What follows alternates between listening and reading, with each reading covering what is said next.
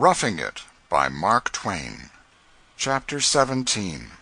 At the end of our 2 days' sojourn, we left Great Salt Lake City hearty and well-fed and happy, physically superb, but not so very much wiser, as regards the Mormon question, than we were when we arrived, perhaps. We had a deal more information than we had before, of course, but we did not know what portion of it was reliable and what was not, for it all came from acquaintances of a day, strangers, strictly speaking. We were told, for instance, that the dreadful Mountain Meadows massacre was the work of the Indians entirely, and that the Gentiles had meanly tried to fasten it upon the Mormons. We were told, likewise, that the Indians were to blame partly, and partly the Mormons. And we were told, likewise, and just as positively, that the Mormons were almost, if not wholly and completely responsible for that most treacherous and pitiless butchery.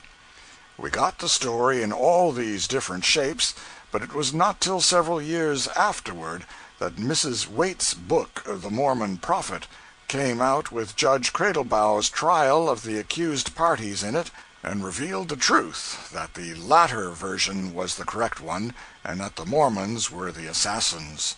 All our information had 3 sides to it, and so I gave up the idea that I could settle the Mormon question in 2 days.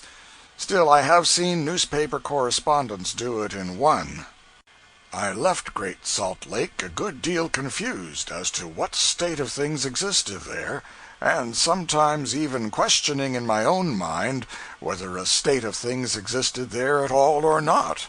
But presently I remembered, with a lightening sense of relief, that we had learned 2 or 3 trivial things there which we could be certain of, and so the 2 days were not wholly lost. For instance, we had learned that we were at last in a pioneer land, in absolute and tangible reality. The high prices charged for trifles were eloquent of high freights and bewildering distances of freightage. In the East, in those days, the smallest money denomination was a penny, and it represented the smallest purchasable quantity of any commodity.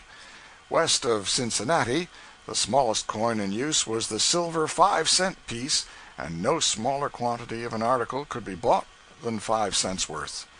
In Overland City the lowest coin appeared to be the 10-cent piece, but in Salt Lake there did not seem to be any money in circulation smaller than a quarter, or any smaller quantity purchasable of any commodity than 25 cents worth. We had always been used to half dimes and 5 cents worth as the minimum of financial negotiations, but in Salt Lake, if one wanted a cigar, it was a quarter. If he wanted a chalk pipe, it was a quarter.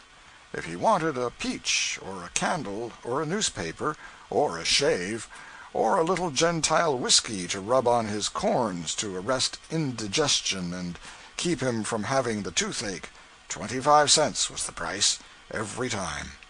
When we looked at the shot bag of silver now and then, we seemed to be wasting our substance in riotous living, but if we referred to the expense account, we could see that we had not been doing anything of the kind. But people easily get reconciled to big money and big prices, and fond and vain of both. It is a descent to little coins and cheap prices that is hardest to bear and slowest to take hold upon one's toleration. After a month's acquaintance with the 25-cent minimum, the average human being is ready to blush every time he thinks of his despicable 5-cent days. How sunburnt with blushes I used to get in gaudy Nevada every time I thought of my first financial experience in Salt Lake. It was on this wise, which is a favorite expression of great authors, and a very neat one, too, but I never hear anybody say "on this wise" when they are talking. A young half-breed with a complexion like a yellow jacket asked me if I would have my shoes blacked. It was at the Salt Lake House the morning after we arrived. I said yes, and he blacked them. Then I handed him a silver 5-cent piece, with the benevolent air of a person who is conferring wealth and blessedness upon poverty and suffering. The yellow jacket took it with what I judged to be suppressed emotion, and laid it reverently down in the middle of his broad palm. Then he began to contemplate it, much as a philosopher contemplates a gnat's ear in the ample field of his microscope. Several mountaineers, teamsters, stage drivers, etc., drew near and dropped into the tableau, and fell to surveying the money with that attractive indifference to formality which is noticeable in the hardy pioneer. Presently the yellow jacket handed the half-dime back to me and told me I ought to keep my money in my pocketbook instead of in my soul, and then I wouldn't get it cramped and shriveled up so. What a roar of vulgar laughter there was! I destroyed the mongrel reptile on the spot, but I smiled, and smiled all the time I was detaching his scalp, for the remark he made was good for an Injun. Yes, we had learned in Salt Lake to be charged great prices without letting the inward shudder appear on the surface, for even already we had overheard and noted the tenor of conversations among drivers, conductors, and hostlers, and finally among citizens of Salt Lake, until we were well aware that these superior beings despised emigrants.